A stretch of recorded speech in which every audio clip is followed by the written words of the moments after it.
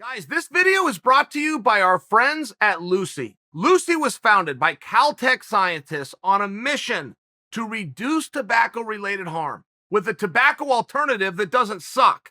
As former smokers dissatisfied with traditional nicotine options, they knew there was a better way for adult tobacco users. This was a big challenge, but they did it with their innovative nicotine gum.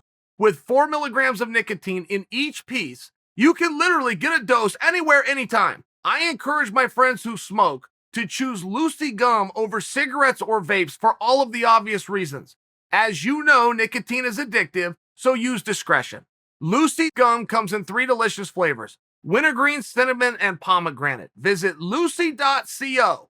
Use the promo code Chael20. That's going to save you 20% off your entire order.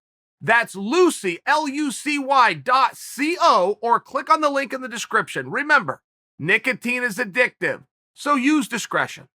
You are aware why Masvidal and Leon Edwards haven't fought, aren't you? You are aware why that fight was never made and can't be made for a period of time, aren't you? And it's very important that you do understand this lesson. So let's back up and take another look at three-piece Minnesota. All right? Masvidal, Leon Edwards fighting on the same card. I believe it was in England. Masvidal's in the back doing an interview, a live interview. Leon walks past and says something. Masvidal finishes his interview, walks over to Leon and punches him 4 times. This whole thing is caught on video. It is extremely compelling, I will fully admit, and I am a real prude. I do not like licensed fighters fighting outside of sanction. I don't like that. I don't like any part of that. I don't find that cute. I will admit it's compelling. To see 2 licensed fighters fighting somewhere that is not, it's compelling, for sure. That fight would have done incredible numbers.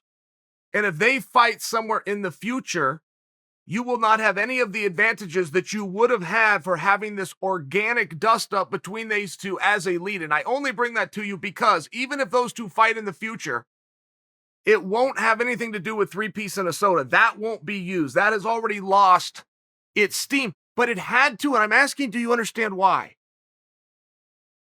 The reason why is because that fight, which would have been a huge fight, it would have made them a whole bunch of money. If that fight was to be made after being predicated of a street altercation that just happened to be caught on camera, then everybody would be going around getting in altercations, making sure they had a camera set up so then they could go get this great big payday. You cannot look at that behavior and then reward it. Can't be done. And many people have challenged me and said, well, what about when Conor destroyed the bus? Conor and Khabib were already on a path for one another. That happened along the way. That is a very different scenario. Or if you were to look at the dust-up between Jon Jones and Daniel Cormier, when they got into that fight, that was at a press conference for a match that was already signed. That was a journey along the way, as opposed to a jumping-off point. It's very important, though, that you recognize and you understand this. And that is why that fight couldn't be made. You would be sending a terrible message, right? Okay, we're all same page. Same page. I use as an example. Now I'm going to make a bridge to today's news. Jon Jones has demanded a release, is demanding more money, has taken his ball and gone home, has walked away from the sport, has already walked away from a division. He's done a number of things that if Jon Jones wins and gets his way, will now send the message to the rest of the boys, hold out. Do it publicly. Walk away. Go home. Make demands.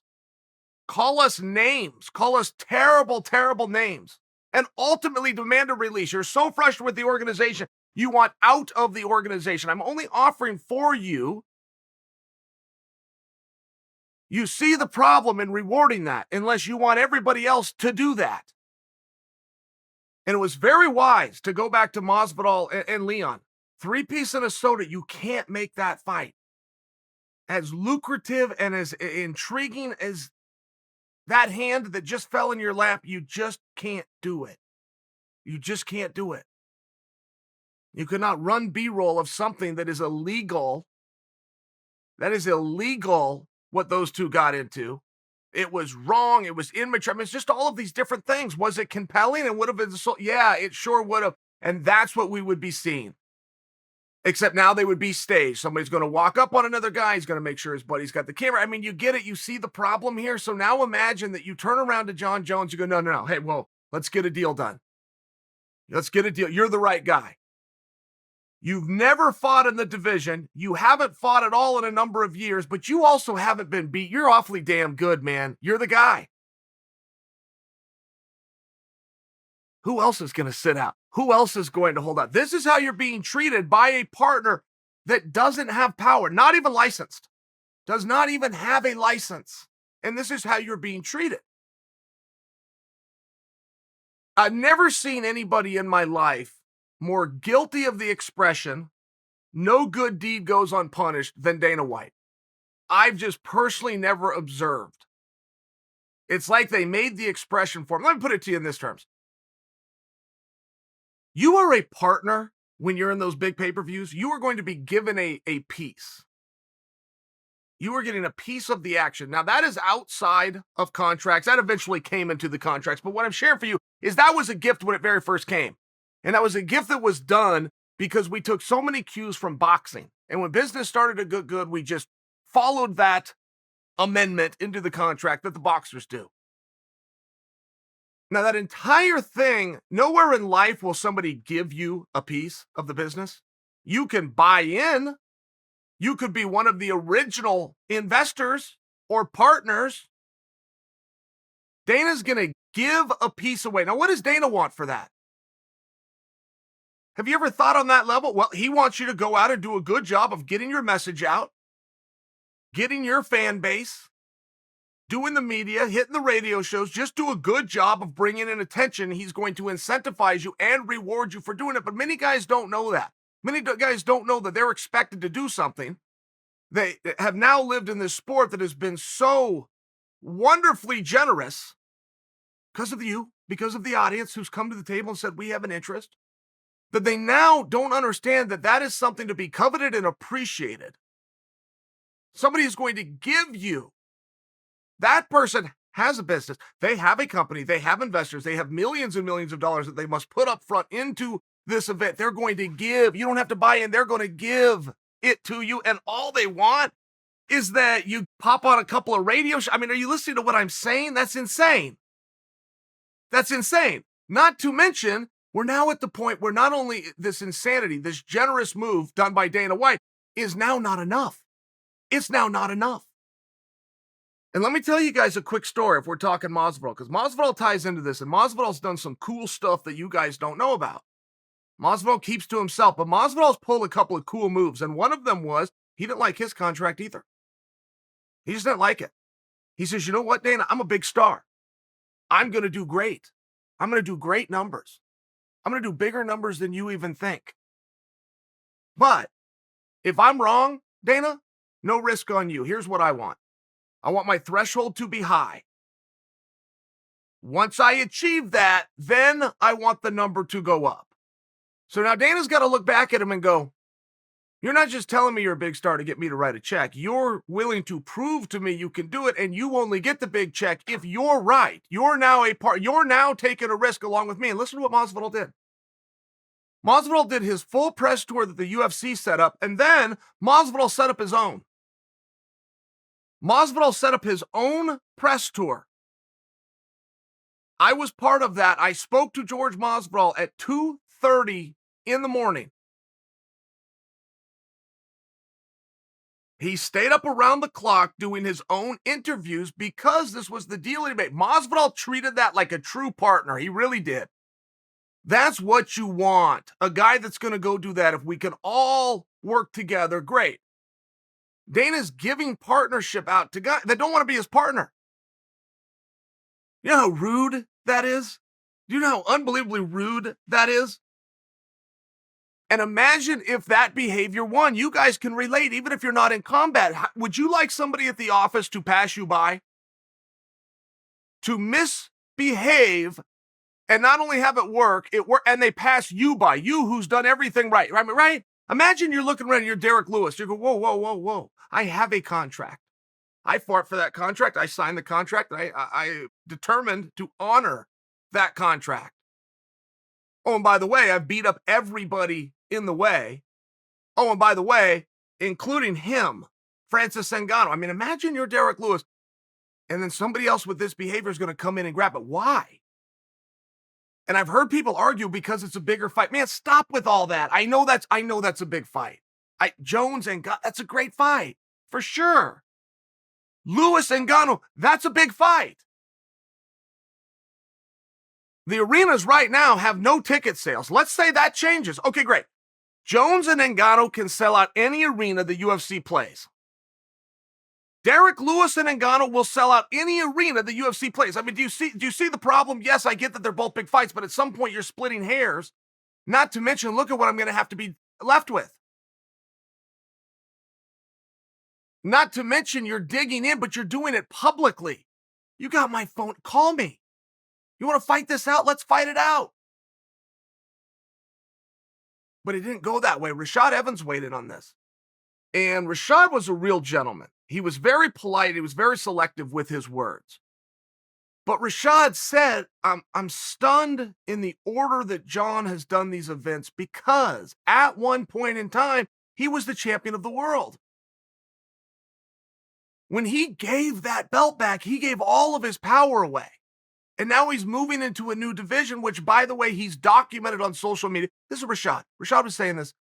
He's documented on social media. He's gotten bigger. He's changed his life. He's changed his diet. He can't go back down to 205. He's now a heavyweight with no power, but what he's demanding, should he have success, would give him a lot of leverage. So who's going to want to put him in that spot? And there are times in the sport you must, for integrity of the sport, you must follow straight line of rankings. There are times that guys become a number one contender, even though that just isn't what the audience wants to see, you have to do it. That is far from the spot we're in here. Jon's got a very interesting argument as to how he could never have fought in a weight class and move right in and fight for a title. He's got an interesting argument. Derek Lewis has a typical argument. I'm here. I've beaten up everybody, including him. I've done it on main events. The world knows who I am. And they want me in this match. I just bring it to you because Rashad makes a very fair point. As politely as Rashad said it, this is baffling. It's baffling because Jon then went on and demanded a release. He publicly went out and asked for a release. Now, he deleted that. In case you guys are scrolling through and go, well, how come I don't see this? He deleted it. I don't know why he deleted it, but even that is fascinating. It's very fascinating because you're ultimately going to be confronted with this, Jon. Where are you going to go? Where is it that you think you're going to go? The pay-per-view model of which Dana still honors is not done by anybody else. Pride isn't doing that on pay-per-view. One is not on pay-per-view. Bellator got away from doing pay-per-view. You're in a model with the one guy still doing it who's still giving a piece away. You haven't earned that. He'd like you to come in and earn. You haven't earned it. You're being given it. So let's just say that Jon gets his release and goes somewhere else. Jon could get a fight, snap of the fingers. Jon could get signed in a snap of the fingers if he wants to go out there and be a competitor like everybody else.